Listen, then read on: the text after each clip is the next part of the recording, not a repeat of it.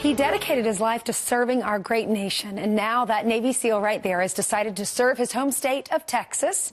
Retired Lieutenant Commander Dan Crenshaw announcing his bid for Congress to replace retiring Republican Congressman Ted Poe.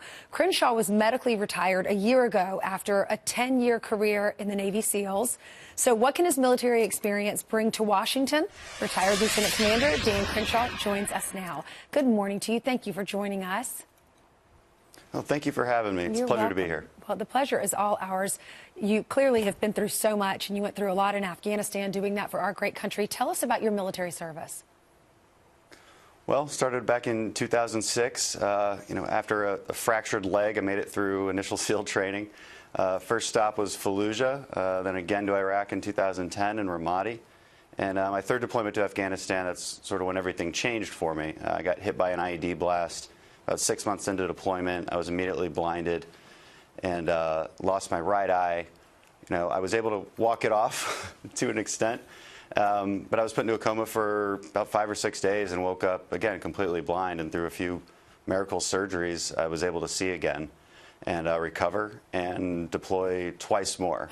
I worked a lot with the intelligence community on those subsequent deployments, but I eventually had to be retired last year.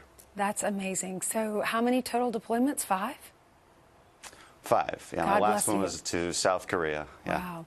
So how are you going to take that military experience and take it to Washington?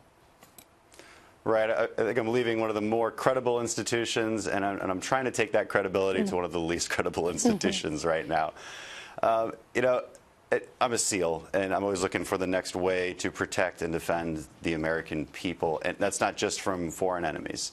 That's from overtaxation. That's from overregulation. It's threats to our border security and just threats to our freedom.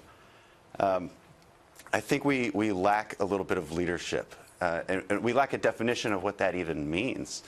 For the SEAL teams, I knew that guys were not going to follow me into the depths of hell and across fields full of IEDs just because I had some authority over them. They needed to believe it. So you had to inspire people.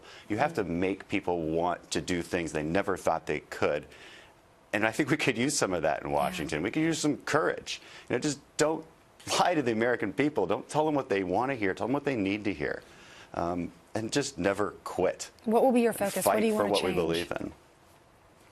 Well, I look at the world around us, and the president needs our help. He needs people in Congress who have credibility on the issues.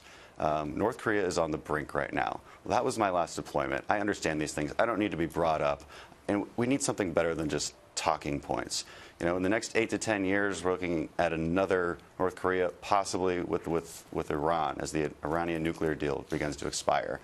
We're fighting terrorism on all fronts, and I love to see a president that we have right now not talking about timelines. He's not obsessed with troop levels. He's just talking about the mission, and that's what we need, and he needs people in Congress to back that up.